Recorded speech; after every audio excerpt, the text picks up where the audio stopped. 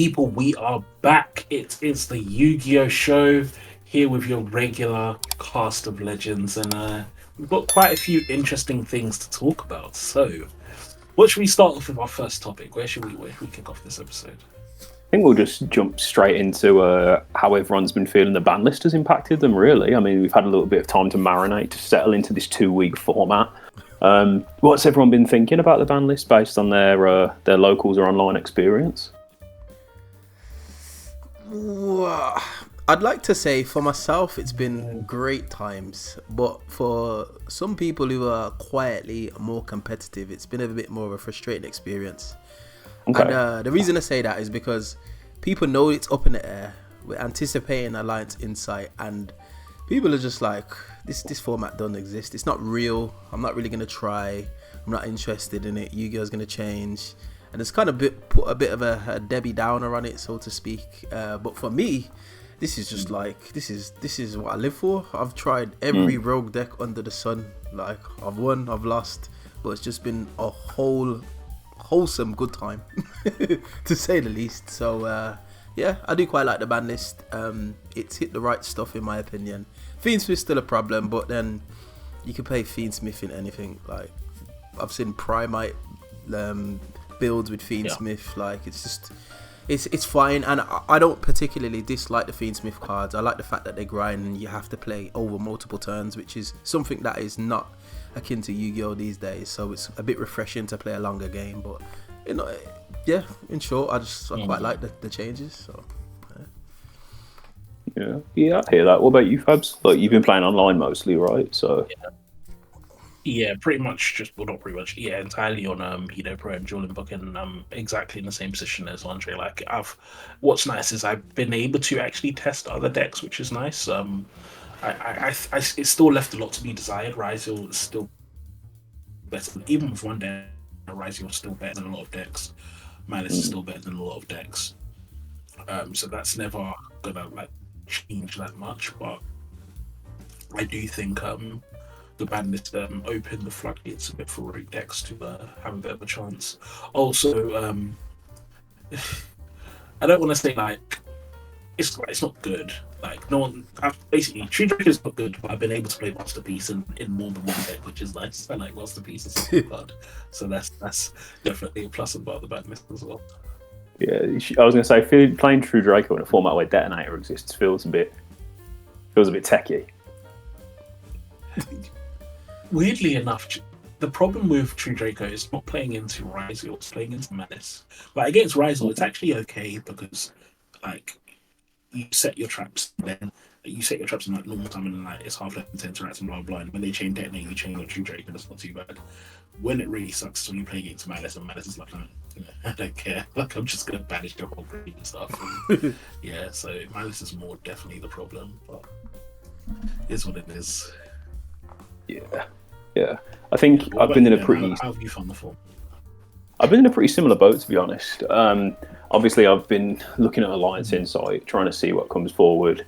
Trying to build around that. But when it comes to going to locals, all that goes out the window, right? So I've just been enjoying Blue Eyes for a little bit more. That deck still struggles so hard into Ryug, but that's what you side Ultimate Slayers, right? There's a lot of different stuff coming out in Alliance Insight that I'm looking forward to testing that might have been under the radar though.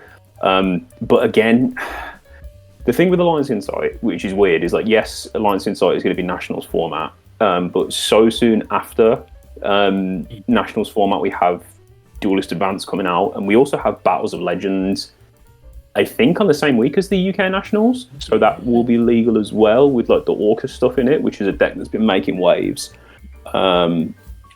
I mean, I'm not going to Nationals this year, so like, it's not something that I have to worry about too much, but I do think it's something that people will maybe get a little bit frustrated about when it comes to getting towards that testing for the big sort of event.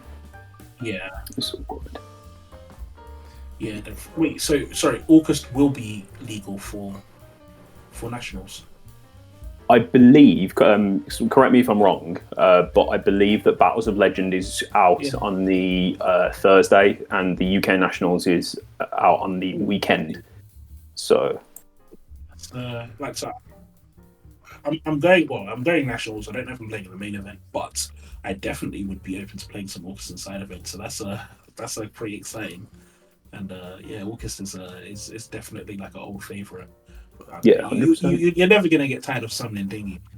Dingy's a lovely card to play with. So Yeah, Dingus is just yeah. such a powerhouse of a card. They've been doing that a lot more, don't you think? Like they've been dropping sets real close to like when there's like a major event or tournament. Do you think that's like a marketing ploy from Konami, or is there any kind of specific thoughts around that? Just I think it's a bit weird that they're just like, all right, you've got nationals coming up. Here's a set with all these new cards. Go, like, do you got what I mean? Like, what do you think about that? I think they finally realized how to advertise properly. Like before, they just had like no coherent strategy about like we're just going to release this and do an event, blah blah. They finally realized like, hey, why don't we drop sets like in concert with events and stuff, and then people are more likely to actually pick up our stuff as opposed to waiting after the event and then buy secondhand. Because when you have a set dropping so close to a YCS, the only way to get those cards for a lot of people is going to be opening products. Like you can probably, if you want, buy it off a vendor, but you're going to be paying stupid pre-sale prices all the time, right? Or you're going to try and buy it and then the vendor's going to sell it to someone else and all of this. So I think they finally have a pretty good plan of how to make people buy their products. Yeah, and I'm fine with it. Yeah, I have just fact checked the date. Battles of Legend will be legal for UK Nationals 2025. So best learn the August matchup. Okay. Yeah, that is gonna be. That's mad. I've never actually thought of it like that. So I'm just thinking like, so say if I wanted to like play August, for example, I'd have to go down there, make sure I'm there on the Friday, for example, pick up whatever I need on the Friday from the floor, and then obviously use it in my list on the Saturday. Okay. So that's why they've been doing it. You know, like if you buy, let's say, and this is the thing, because if you try and buy pre-sale prices, that's how Dingus would be like a flipping like £90 card, and then it will go down to like £30 after the event. So it's like, you know, like it has to be product or official vendors is the best way usually to get cards that new, unless you've got a friend who's going to buy a bunch of cases. Yeah, well, it's like how Infinite Forbidden was only was legal the weekend of Euros, right? And like getting Fiendsmith cards was a myth. Shit. Yeah. Look, even if you have a friend that buys cases, you might have a friend who buys cases who tries to overcharge you for those cards. So even that is not foolproof way. So again, it's really all about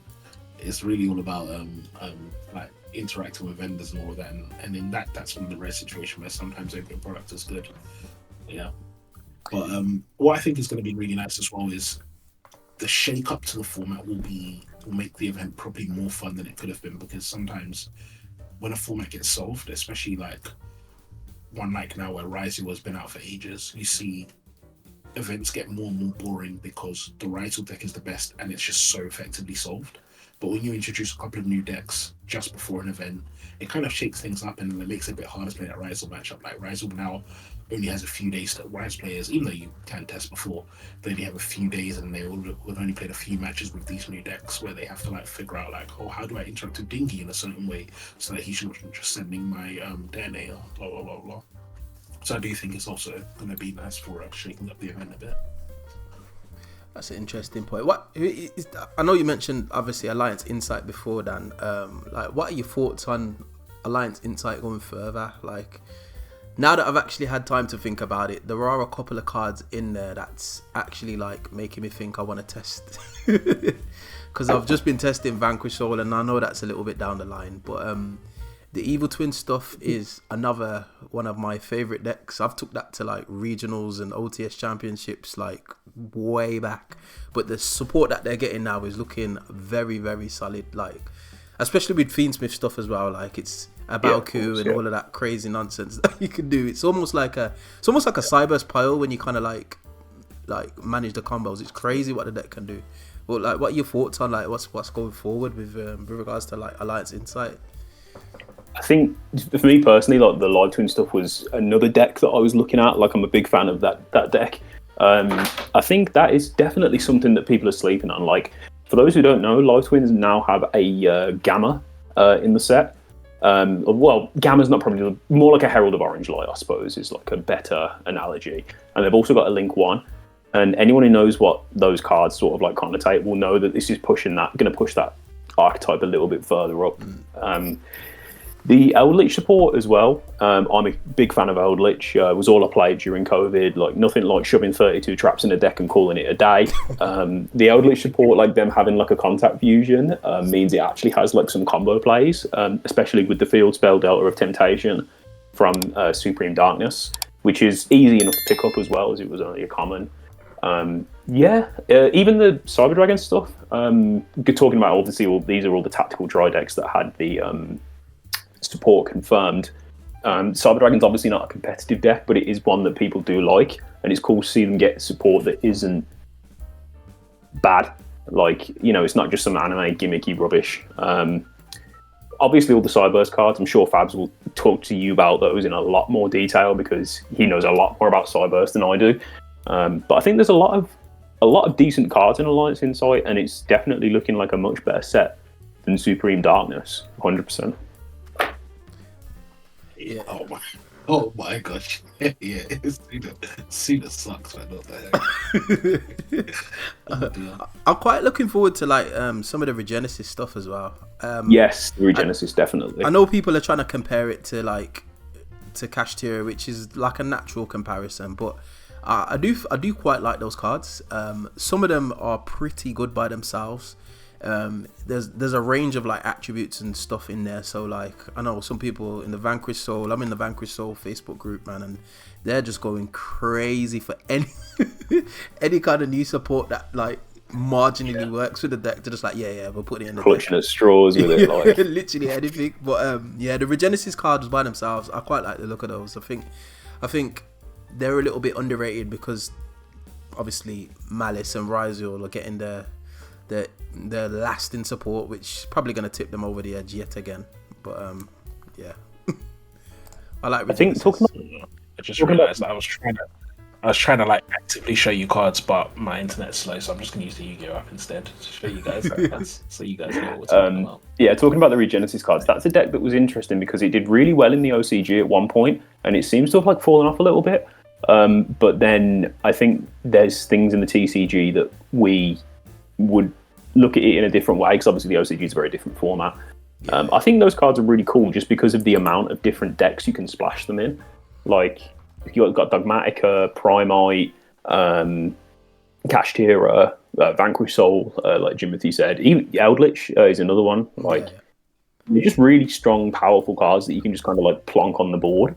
And it's been so long since we've had cards like that. Like, yeah, I'm a big fan of these cards. I don't know how much competitive play they'll see, like I say. But also the White Forest cards, man. The White Forest cards are insane. Yeah. I wish I knew more about White Forest. I literally sold my core for Fiendsmith cards, because at that time I was like, I'm not really feeling this, and someone just gave me an offer. But now that I'm looking at it, I'm like, it would be nice to try, but like I feel kind of gatekept because the price of them is just they don't seem to come down. But like the deck does a lot, especially with like Doom Dragon now, and the amount I played against a White Forest player, and no lie, they had every single spell and trap zone filled with cards alongside every monster zone filled with cards, and I was like, what? I was like, I don't even know what I do here, like apart from Scoop. I literally looked at it and I was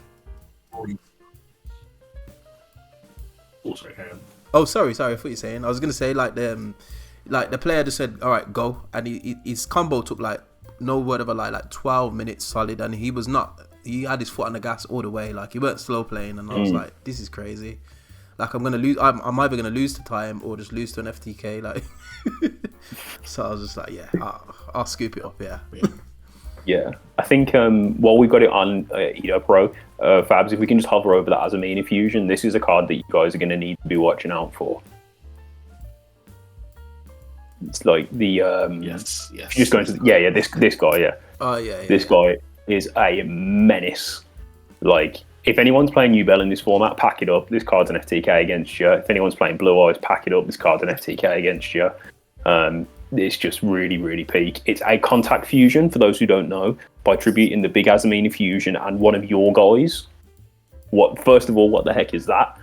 and each time your opponent activates a card effect, I believe it lowers monsters your opponent controls' attack, and you cannot activate the effects of monsters with 0 attack. That is wow. That's broken. That's wow. So it turns off hand traps as well. I'd have to look at the text quickly. Yeah. So basically, they can't. So it doesn't matter where the card is. If it has 0 attack, you ain't using that shit. So now, and what's crazy is they have like it. So you're not gonna always get to this straight away in your combo, but getting to this in your combo is almost guaranteed. Like it's not hard to get to this in your combo, both going first and going second. Like what's always been good about White Forest is that it's a deck that does a lot in its 2-card combos. Like it has a couple of 1-card combos, but where the deck really shines is it's got some of the best 1.5 and 2-card combos in the format right now. And yeah, they're gonna get to this card at screen. And also, if you don't know what Saint Azamina does, that card is also kind of nuts. They just haven't made it before. Basically, this card says, when you make your really big monster, I'm going to attack you and punish you. That's what Dan was talking about with the yugioh thing. So it's like they played this card as well, which is flipping just annoying to deal with. Your opponent can't target cards in their field, graveyard, or banishment. So, hey Malice, I hope you liked using your white binder because that's not resolving after this hits the board. Like little things like that are flipping nuts. So, yeah, this deck is really and they're summoning this shit for free. Like they're doing that thing where they go Chain Link 1, the Azamina fusion, Chain Link 2, Wanted, and then they're summoning it for free, and they're sending the spells to fuse. So yeah, deck's really good. Yeah, definitely want to watch out. Cracked. Yeah, this is broken. Yeah, really insane deck. But there's also like some more like I don't like calling it fun because like that kind of implies that it's not good. But I suppose it is more like on the rogue side of things. You've got the Ancient Fairy Dragon deck coming out as well, right? Which I don't know too much about, but it looks as though it could be pretty cool. Yeah, so I played against it a few days ago, and it's annoying. I would say that this is not probably going to be a meta deck. You always decks like this where it's like you need to play crappy old cards plus new. It's like it's not great, but 2 things the deck has is this new Ancient Fairy Life Dragon is really good. It's just annoying. It generates resources. It searches a bunch of cards. It makes everything a super heavy samurai, so you can like attack and defense. They call fat defenses. And then this Eternal Sunshine is like it's like an Appaloosa but a trap. So relevant to the amount of AFDs or monsters that mention AFD, you can keep negating with this card. It's like that Memento trap, right? Yeah. I can't remember the name, but that's exactly it. And it negates the cards permanently as well. So it negates the card, halves attack and defense. Like it's just I was playing against an AFD player, and I just couldn't kill him because if you're playing a deck that can't consistently put monsters above 300 attack on the board and can't consistently destroy the back row, so I was playing branded. Yeah, it's really annoying. Like he just had a bunch of monsters in defense that I couldn't kill, and then every turn it's like generating resources. So AFD is it's a good deck. It's not meta, but it's definitely going to have a lot of potential. I would say. And there's another deck, Gem Knights. Gem Knights gets like I think it was even you who told me about it, Dan, last time, and so I was doing some investigation. I think maybe I got it wrong. I think the Gem Knights are actually in Battles of Legend, but that's soon enough anyway, so we might as well talk about it. Yeah. So they have a game now, which is kind of cool. Like Gem Knights having a game. Yeah, I mean, this deck has always been pretty good, right? It shoves even now it can shove a million bodies on the board. It's just the bodies don't do anything. But now it can go into Fiend's combo and put in a gate in the grave, which is better than most decks. So yeah, definitely. And you can draw Brilliant Fusion and not have to play a Garnet, so that's cool, well, right? You still have to play a Garnet. It's an in-depth Garnet, so it's not yeah. But it's definitely Gem Knights is good. But I just want to quickly go back to Regenesis, because one thing I think is really interesting is I think Konami, I'm hoping they are following a very good design philosophy with this deck. I think out of the new decks, this is probably the best designed one. 2 things about it. I like the fact that it bases everything on the attack. I think that's really interesting. But the other thing is, this deck really rewards you for playing Regenesis cards. Like, there are no cards in this deck that you don't want to play at all. Every Regenesis card, like, you can justify playing at least one. And I would say that this deck is probably better pure than it is of anything so far, other than maybe Kashtira. You could, if anything, you would splash a tiny bit of Kashtira in this, as opposed to a tiny Regenesis engine. And I'm hoping it's a good sign, because when I look at this deck and I'm like, oh, I like the way Konami's designed this. To me, it says, oh, okay, is this going to be like a thing that Konami is doing from now on? I don't know how you guys think, but like when I look at the new decks and I look at some of the old decks, they're rejuvenating as well. So this week they just provided support for Lunar Lights and something else. What was the other one? Vanquish Soul, wasn't it? Was it? No, was it another Vanquish Soul? Yeah, Vanquish Soul was old. there's another one, I can't remember now. I'm trying to think. Yeah. They did some Primite support. They've just been trickling out the Duelist Advance leagues this week. Yeah, but the point I was making is, again, if you look in Lunar Light, how they designed Lunar Light is they gave Lunar Light destruction effect. So they have a card now that does destruction, and they have a spell and trap negate. And again, it's like, I like this philosophy, and they have a really good fusion, so what's going to. I like this philosophy of like, they haven't destroyed the identity of Lunar Light by just making it Fiendsmith Turbo.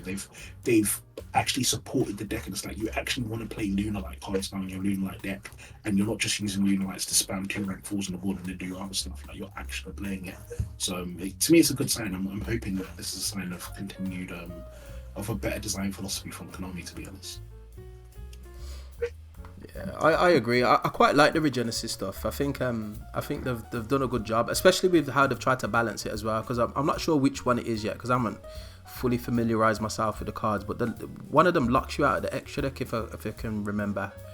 It's one of the spells, I believe, right? Is it the Italy? Yeah. Okay. Yeah. So that I really enjoy. End of And is it the end of the next turn? Oh, that's mad. But either way, I think that's a good thing, because when I seen this, the thing that came to my mind instantly was just like, someone's going to play this in some kind of stun deck, innit? Like, they're going to play Regenesis cards, set loads of purple cards and say, all right, go for it. And no one's played Yu-Gi-Oh! Except them. So for that reason, I feel like that's probably where the cards that I'm going to pick up, alongside obviously my Malice cards, because, you know, I've been playing Malice. Yeah, of course, yeah. You just made me realise Fab's Vanity's ruler has 2,500 attack. Please don't do anything with this information, viewers. Just forget this happened. I can't lie. I didn't even think of Regenesis to stun, but you just put me in the lavandry. I'm going to be going absolutely nuts. Oh my god! I'm going to play 3 of this card. I'm going to break in this deck. Oh, lovely. Yeah, so definitely what's it called? Alliance Insight is it's looking good for the next few months. There's a lot of good support coming out for a lot of old decks. Yeah. But there's a less old deck. Well, I don't know. It's not even an old deck, but there's another deck that's been making waves recently and been winning events left and right. And I don't know how it's doing it. So Memento somehow won another YCS. It's just, I say somehow. I don't think I've ever beaten Memento in Dueling Book. Like, that deck is so annoying. Like, they just have so many lines of play. Yeah.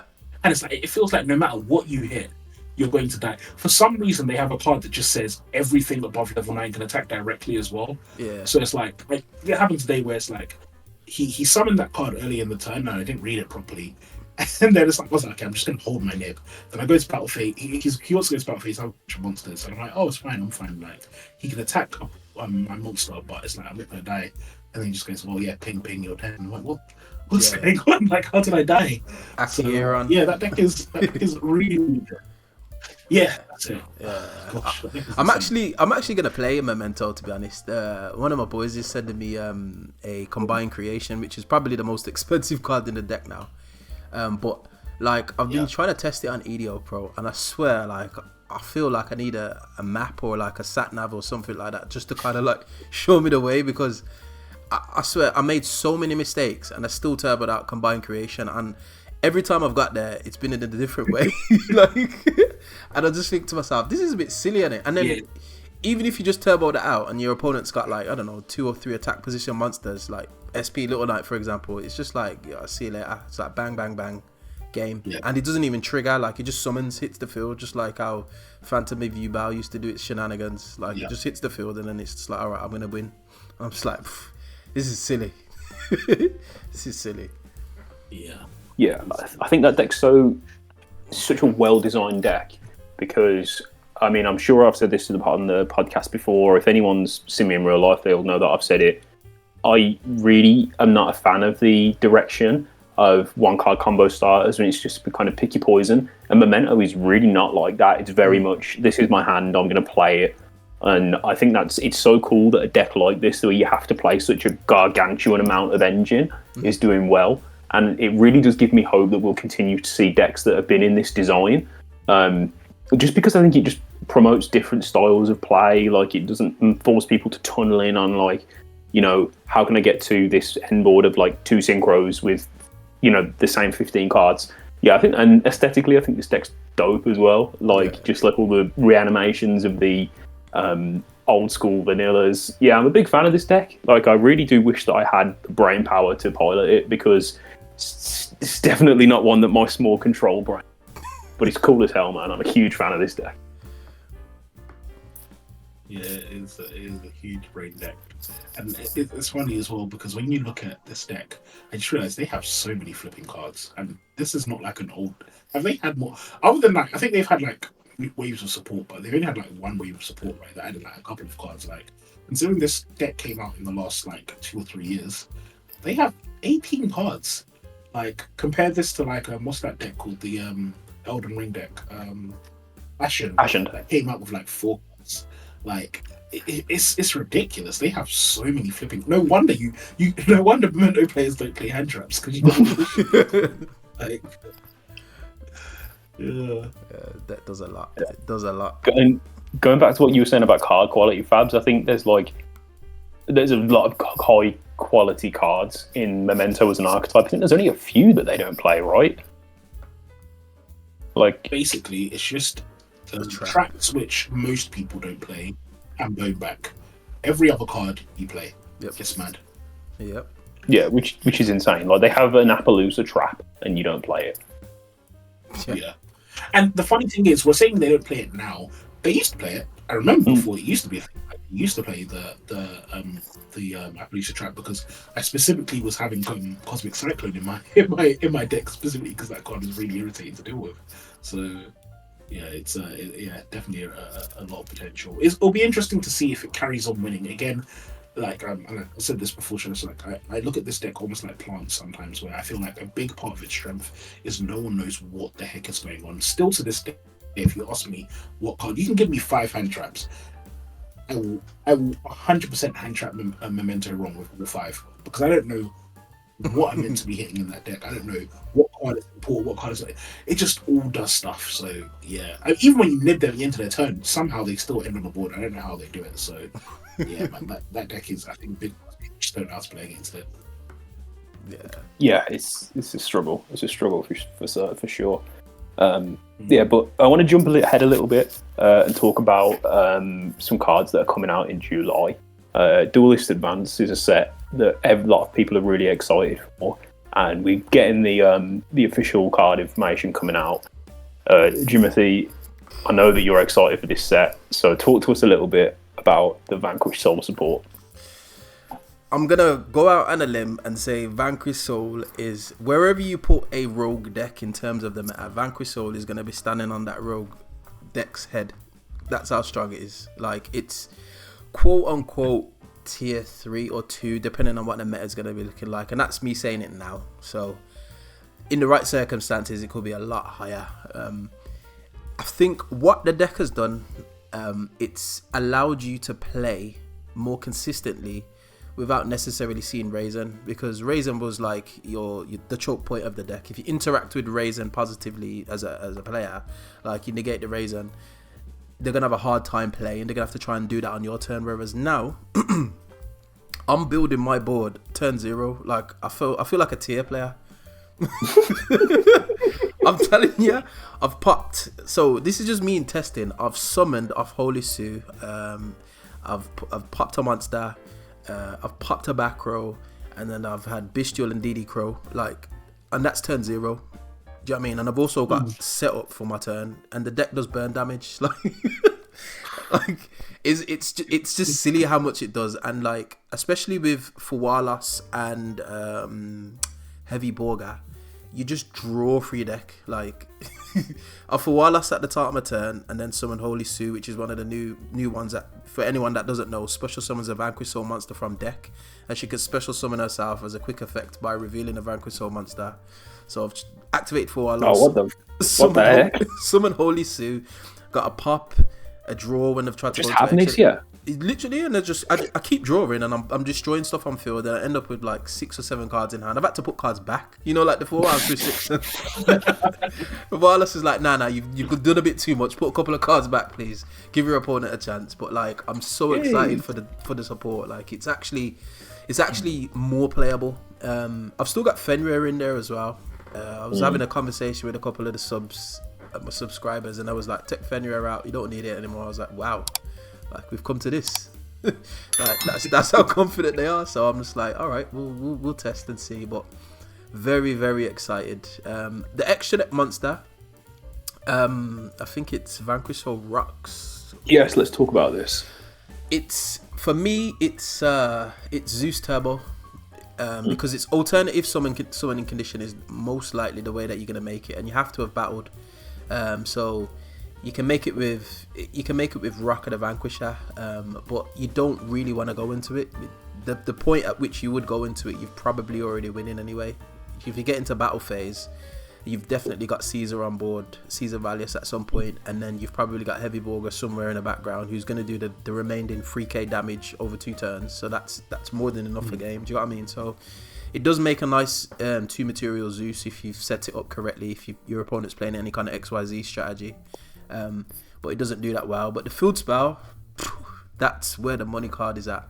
That card's silly. It's silly. It sets the trap. It protects your monsters from battle and card destruction, and it searches.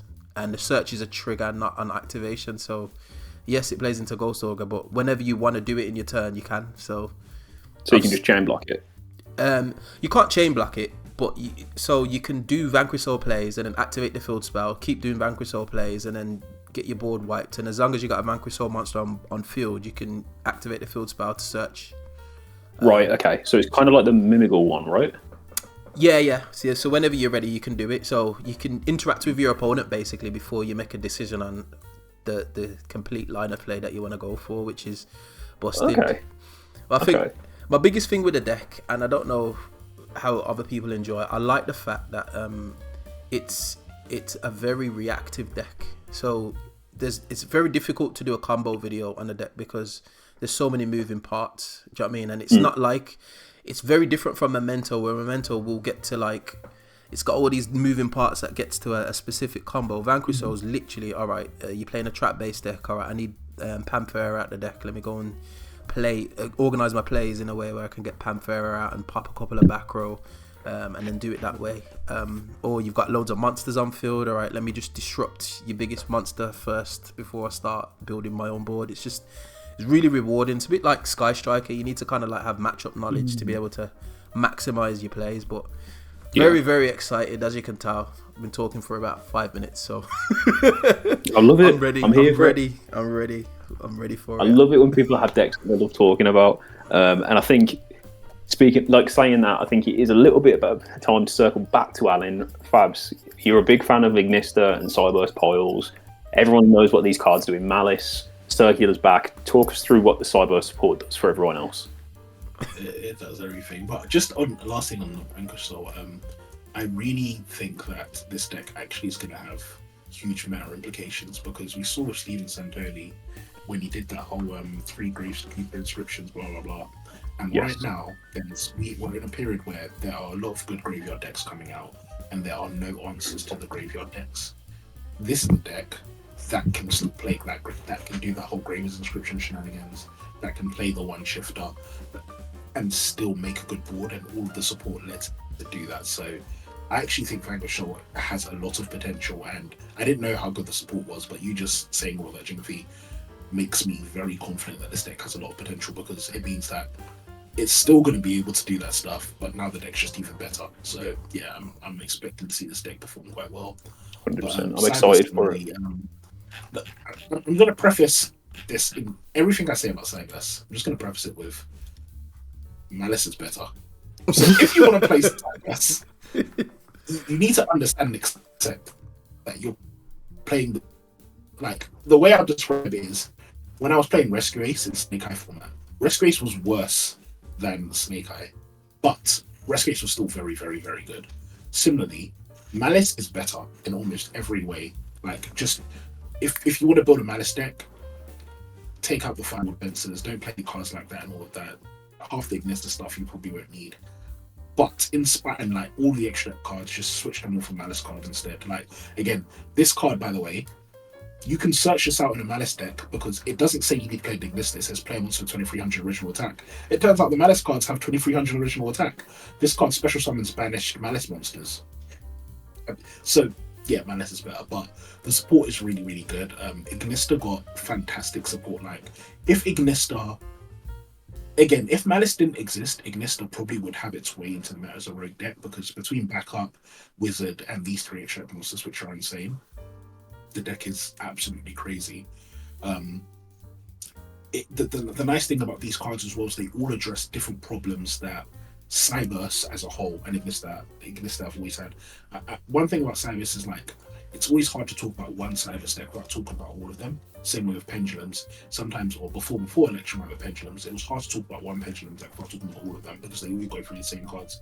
And so, two of the problems Cybus decks had is that they didn't have good access to negates. So like, the only negate they had was Dark Fluid, which was kind of awkward and weird to get to. And the other problem with them is that they couldn't play through Nib. Now, with the unbanning of Circular, they can play through Nib again really well. And with Accode and with Code Igniter and Saber Dragon, which lets you play cards like the Save Word and Sage, you have access to more good negates. Like Accode is literally just a straight up Omni negate. The Save Worm is a spell and trap negate. This PAI, or I don't know what's going to end up being called. This is a hot red negate. And like I think it's nice that Cybus is starting to become a real deck because Cybus has always had fantastic card economy, but they just can't really play. They start playing, the opponent just kills them. Now they don't really have that issue. So yeah, I mean Cybus has a lot of potential and you can shove a bunch of hand traps. This is like one of many builds that I've made. But I definitely think Cybus is gonna be a relevant deck to play next format. But just play Malice. That's my history. If you're playing Cybus, you're opting into Malice deck. I can confirm, like, yeah, just summon one binder, banish your graveyard, and still combo it. So yeah, but yeah, Cybus is really good. No, there's another deck I actually do want to talk about though. That is, I think, is more relevant. And I mentioned it to the guys before, but it's have I got it here? Yes, it's Ryug. This deck is sadomasochism. That's what this deck is. Like, it is such a weird dichotomy. So this card, Anvar, is absolutely cracked. It's insane. So this card doesn't do anything by itself. But what it essentially is you put this in your pendulum scale, and if you activate any Ryug spell, and your opponent responds to it with any card, on resolution, so it doesn't activate, it's like a Banlist, you can destroy this card to negate that effect. So you activate the Mistbar. If your opponent's stupid enough to try and Dose Ogre or something, yeah, Anvar destroys itself in negate. If they try and Ash your field spell, negate. Ryug Rising, negate. So this is weirdly, again, normally you want to use quick plays and draw phase. In this deck, don't do that shit. Use it in main phase, activate this first, because you're just going to punish it. And then, that would already be good. That would make this card great. But what makes this card even more broken is when this card is destroyed, it places your continuous spell, the new continuous spell they get from the deck, onto the field. And this continuous spell is just really good. It stops your opponent targeting your cards. Also, it lets you shuffle the bricks back from the graveyard and banishment to pop a card. So it's a really good card. But this deck sucks. This deck sucks though. because for some stupid reason, this field spell says when this card is activated, do this thing. It's not optional. And it just holds this deck back so much. And so, like, I've been comboing with this deck. This deck has so many options. Like, you can end on really crazy boards of, like, Baridras plus, like, 4 pops and 2 negates and stuff. And the Ryug interactions are good. But you have to play, like, 6 mandatory main deck bricks in this deck. Like, I'm playing 7th Tachyon in this deck and Manju. Not because you want to search Manju. You play it so that you can put the bricks back. That's why you play 7th Tachyon in this deck. That's how punishing it is to draw the bricks. Oh, wow. This deck. Like, Yeah, genuinely, like that's why I'm maxing out on Ascension and Tachyon, because you really want to see it. Because again, like let's say you open at Melody plus 7th, fantastic hand, but then you open one of the bricks and now your hand flipping sucks, bro. You're ending on like nothing. You're ending on continuous spell that does nothing pass. So yeah, this deck kind of look. But Konami is like hamstrung with this field spell. Like genuinely, normally I wouldn't say this for this early in a deck's life, but flipping a right at this field spell, man, changes shit. Like it's so bad. Like I don't know why it's so bad. Because it's not like even when the deck has its best combo, it does less than normal summon Nice Razil. It does less than normal summon Dormouse. So yeah, like it's not that deep. You can balance it, but yeah, I'm done now. That's all I have to say about Ryug. Yeah. It makes me really sad at how good this deck could be, because also it's fantastic art, but yeah, no one's gonna play this deck. Speaking of rituals, I can't believe we didn't even talk about the Mitsurugi cards. Oof. Mitsurugi, that's the wrong one. Is it this one? No. Oh, well, let me just look for the cards instead. I know I've been doing some testing with Mitsurugi, and there's a lot of potential. I quite like ritual decks. I like the concept of everything coming from one place. I also know that it dies the draw. Well, I say dies, but you're less optimal under draw. But I like the fact that ritual decks can kind of ignore the extra deck, for want of a better word. And that's something that's always intrigued me, because I've always liked trying to do more with less, if you get what I mean. So yeah. Different play styles, right? Yeah. It's just a different way of playing, and your extra deck becomes a utility then, so you can use it for like, I don't know, Ultimate Slayer and things like that. I really like the idea of that, and I feel like this is probably the best deck as a pure variant to do that, to like make use of your extra deck as literally like a bit of utility, because the main deck monsters are so strong. Like, have you ever been nibbed playing Mitsurugi and then your monster just comes back and then wipes the token? It's crazy. It's absolutely crazy when it happens. But yeah, I like that. These cards are so cool, and I really like the fact that they're a TCG exclusive that's not only good, but it's good enough that pro players are paying attention to it, because this is like fresh territory for us. Like, we don't have any OCG builds to build off or anything like that. We're literally just like, pro players are looking at these, going into the ground running, trying to find whatever sticks, trying loads of different wacky builds. Like, I've seen the Ryug builds, obviously. I've seen like Pura builds. I've seen like the horrible of Dodic ones that give you like the alien trap thing, and it's like skill drain and Baguska and what is horrible. But these cards are just really, really cool, man. Like, I've play tested against it a little bit with Ryan from our testing circle. Shout out Ryan, Sanctum Squad. And he's playing it with like Ryzel cards, just like loads of board breakers, and just because it's like such a huge engine with both of them. And it's peak. It's peak. If it starts, it doesn't stop. What I like about what Konami have done with this deck is that the support doesn't. So if you play the new support, you pretty much have to play just reptiles, which I think is really good. Like the Mitsurugi Ryzel deck is still a thing, and it's probably slightly better just because X is broken. But you have the choice now, right? But you have the choice. Like, pure Mitsurugi is a very good deck. This card as well, it breaks the mold. One of the problems that rituals always have is that the ritual monster is usually a brick. You don't want to see it. This card is a Nitelli. You reveal it, it summons a Mitsurugi from the deck and then tributes a monster you control, which is absolutely broken as an effect in this deck, because it means that your opponent's not Veiler or imperming it, so they have to hit Engrave. Or you can trigger something else, so you can summon one thing and trigger something else. Like, this card is fantastic. It's once per duel effect, but again, it's okay to put it's very intentional the way Konami have designed this, because they basically said, you're going to use this card so you can start playing.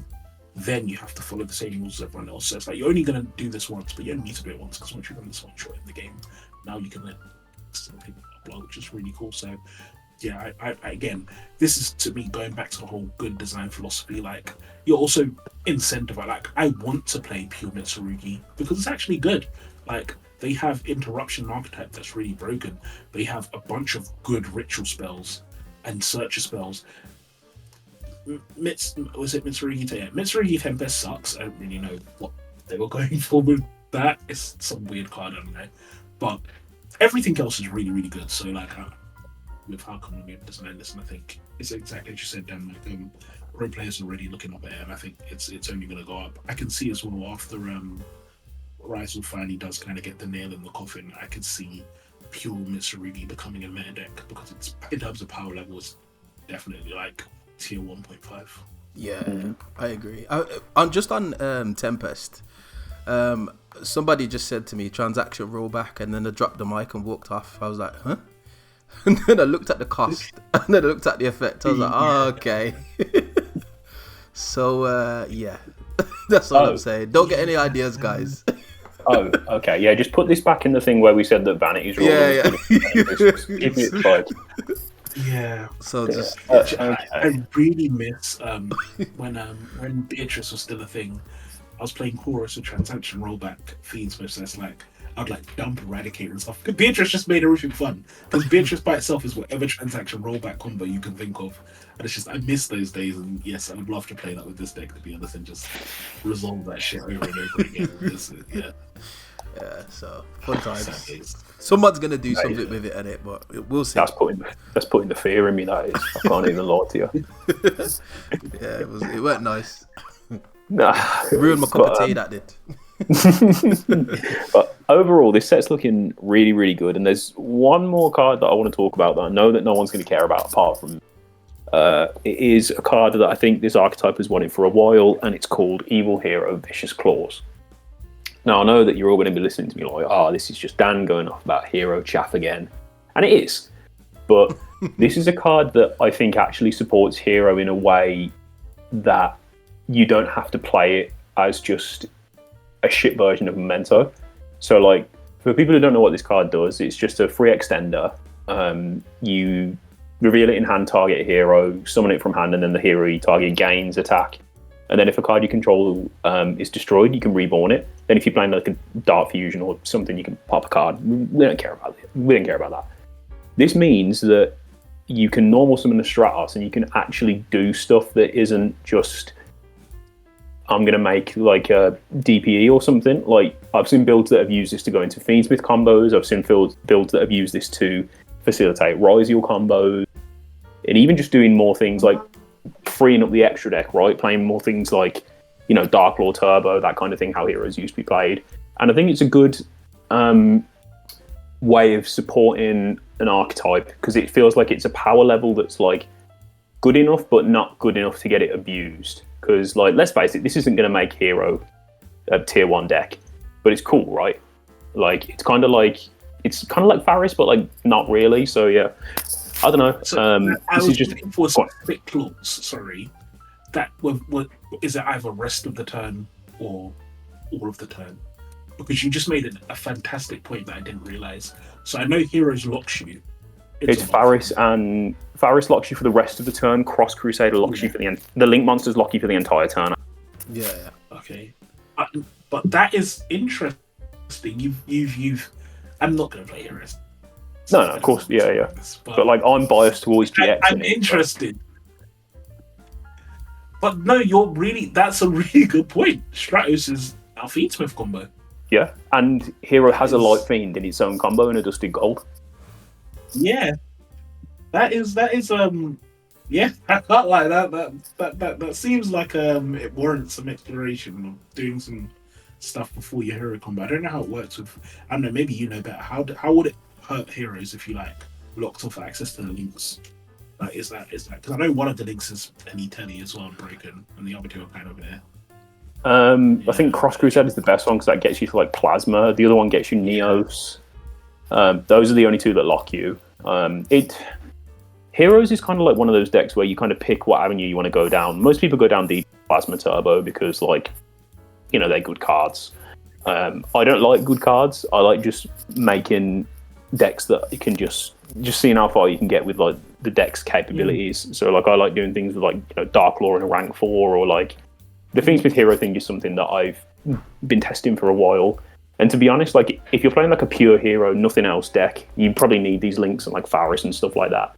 But if like you've got a deck that doesn't have a normal summon and you need to get to bodies, like Stratos is hella searchable. Like, you can just play 3 Stratos and one of this, and you've got Fiendsmith combo there. Or I don't know, anything else you can think of that 2 generic bodies could get you. Full Orcus combo back in the day, maybe, if Mermaid comes back. I don't know, it's interesting. It's interesting to me. Maybe not to anyone else, but it is to me. I've noticed that it's 20. Is it 2,500 attack as well? Don't do this to me, is it? I'm just saying at it. I'm just saying. That is actually kind of mad, you know. So you can even play this with Regenesis cards. Regenesis can search them. Pretty sure, can't they? I don't know.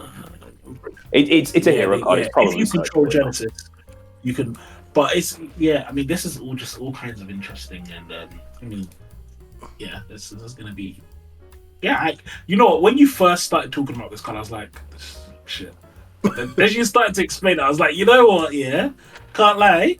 This is kind of a sick card. Like, it's very unassuming, but this does a lot to make it increases the quality of Stratos a lot. And potentially, like I was even just thinking in my head, like, okay, if you don't access the links, maybe you're still playing heroes, but you're focusing on just the fusions instead of the links and plasma and stuff instead of things. Yeah, because like Vion's still like a foolish burial for Shadow Mist, which can get you this as well. Vion searches you a poly, and Vion doesn't lock you, so. Yeah, so I definitely there's a lot of potential. It'll be interesting to see how. I think going back to deck design, because that was a talking point. I feel like Hero is a deck that a lot of people think that Konami don't know how to design because it's tried to just become this homogenous pile. And I think that the way they're doing it with like obviously you can play the evil hero cards as their own deck is like a bit more of a control style. They've announced they're releasing masked heroes. We don't know what those will do, but I think it's cool that they're like splitting them off. So it's like, you know, you don't have to play a big pile of like, you know, just objectively bad cards. They're kind of forcing them more into their own styles. I like that, and I think that that's something that could be done for other archetypes that need support. So not that hero needs more support; it needs different support. Let's check something. How many hero cards are there? There's a lot of them. To be fair, there's other cards with a lot of hero in them, but this deck has. Yeah, when it comes to support, I don't even know how many waves this deck has had, but this deck is. It's got too many cards, and not enough of them are good. This hero has the opposite of card quality. Yeah. So we going back to talking about Memento. Yeah, the hero's got the opposite of that. Bro. I'm playing a hero deck. I'm trying to play 5 hero cards.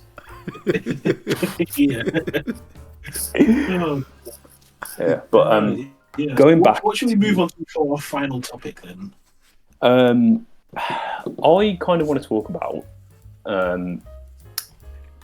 kind of want to talk about a deck that you like, Fabs, because talking about hero support and like how to improve an archetype. I know you're a huge fan of Dark Magician, and Dark Magician, along with the masked heroes, is something that they've confirmed we have support for. They just haven't revealed the effect or anything. So, like, what kind of support do you want for a deck like this? Because I think this is a deck that a lot of people really like. It just doesn't seem to do anything. Basically, quite quality spells, to be honest. It's weird that Dark Magician is it's the spell, like it's the like Blue Eyes is like the monster and the attack, and Dark Magician is the spell, and all the spells are really crap. Like, Soul Servant's good. The sad thing is, it's not. It's good in the context of the archetype. But if I told you in Heroes, you have a hero card that puts a random hero card on the top of your deck, and then you need to get more hero cards in the graveyard and then banish this card before it does anything, you'd be like, I want another crap hero extender. Do you get it? It's like, it's not a. That's what I'm saying. It's good in theory, but this card buff does nothing unless you're already playing the game on turn 2, turn 3. And so, like, they just need better spells, to be honest. Like, give them a spell that searches, give them a circle that, like, doesn't just, like, have a chance of being your card. Just let me search my card. I honestly think that's all the deck needs, because they do have Dragoon. Like, I personally am completely fine with this deck just becoming a Dragoon turbo deck. I think that's fine. It's okay. The deck is broken. But yeah, it's just hard to justify playing 4 bricks. Not 4 bricks, but 4 bricks, because you'll be playing 2 Dark Magician and then some sort of dragon and a Dark Magician girl to play a bunch of mediocre cards with no payoff. It just doesn't make sense. So yeah, it feels bad that you kind of have to play Dark Magician girl just to make Soul Servant. Yeah, exactly. Like but it's like and not just Souls, a couple of the other cards. The other thing that like would be kind of interesting, they didn't go down the route directly with Blue Eyes, but you could retrain Dark Magician into an effects monster. That's another interesting way to like retrain it into a monster that is Dark Magician on the field. Not even Dark Magician, that it just is Dark Magician, so that you have the ability to do something. So this is like I don't know. It's a level 7. In fact, it's weird because they have options like this, for example. If this was just Dark Magician all the time, the deck would be way better because then I can play. Yeah, because at least it does something, right? You get it, but you just have to play breaks. It's what past Blue Eyes. It's really interesting. You saw how they supported Blue Eyes, and they just gave it like Blue Eyes made it so that even though Blue Eyes White Dragon is integral to the combos, there are so many cards around it that are just fantastic that it doesn't matter. Like the spells are sick, prayers is nuts. I can't remember the one that summons from deck, but that's nuts. And then they gave it like a generic way to play the game, so it's like any light spellcast or dragon summoned is full combo basically, or some semblance of combos. Like that kind of stuff is cool. So it's like Dark Magician could get the same thing. What if any spellcaster, for example, goes into a Dark Magician link that does a similar thing where it like dumps a Dark Magician and searches a spell or whatever? I don't know. But yeah, that's not that really perspective. But what do you guys think? How would you guys improve Dark Magician? I think it needs to just be a little bit faster. Like the typical Dark Magician setup is over a couple of turns, which I think obviously in modern Yu-Gi-Oh is just not fast enough. Circle's fine. I like the idea behind Circle, but apart from that, it just unless you're getting into Dragoon, it doesn't feel like it can keep up in any way with any other deck.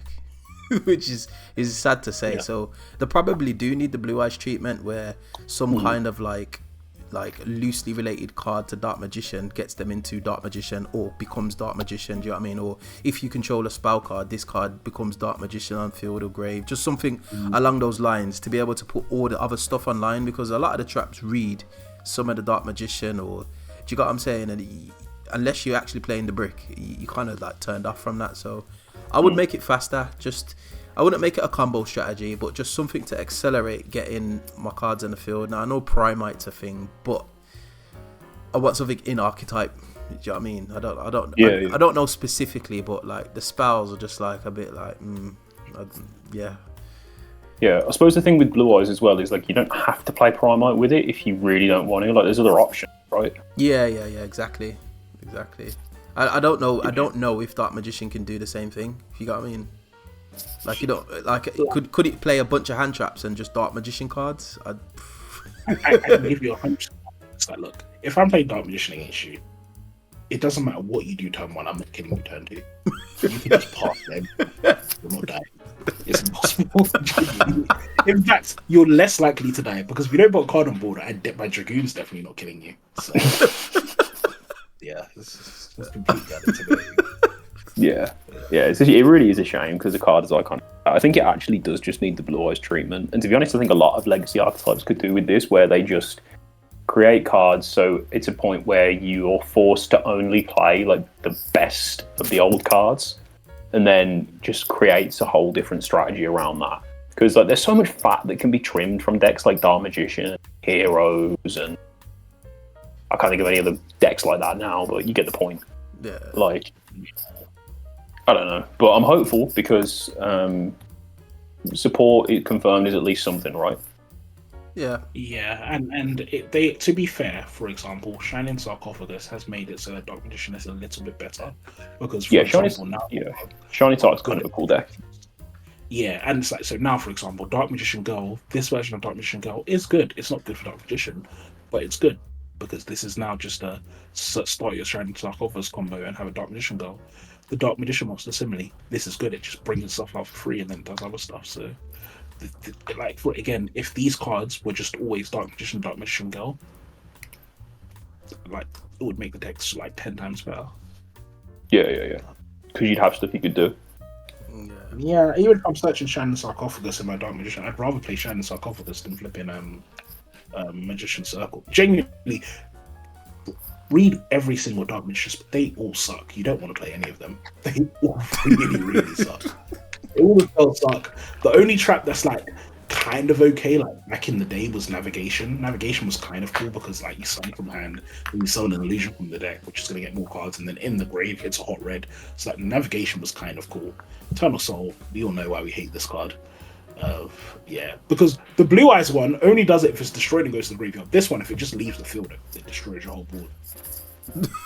Yeah. And the thing is, you play with normal monsters as well. Like, you go through all the rigmarole of getting them on field, and like, you just got a big red button on your field that says, "All right, at any point you can kill me. Like, just press this here." It's like a starter's guide to Loserville. Like, it's mad. Yeah. Oh my gosh. Crazy. Terrible. Yeah, shout outs to all the people trying to make Dark Magician work, because there are a few channels that are devoted to it, and it's a labour of love for sure. One of my first deck profiles on my channel is actually Dark Magician. Funnily enough. Okay. Okay. Yeah. It was like a deep draw Dark Magician with Source. It was terrible. And, you guys are getting no spice in it, so it's not worth going to watch it. Yeah. But yeah, with that, should we round off? We're just about to hit the hour mark. So with that, should we round off this episode of the Yu-Gi-Oh show? So guys, look, thank you all for watching. We are gonna be doing some more episodes shortly. So yeah, just stay tuned to watch this space. I'm hoping that what is it? Because it might not happen, but basically, I'm hoping that my capability to deliver content to you guys is gonna get better very soon. So we'll see what happens. And Nats as well. Some of you guys, will be nice to see you at Nats. So come say what's up.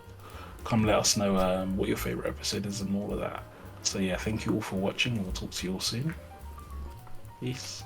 Peace. Peace.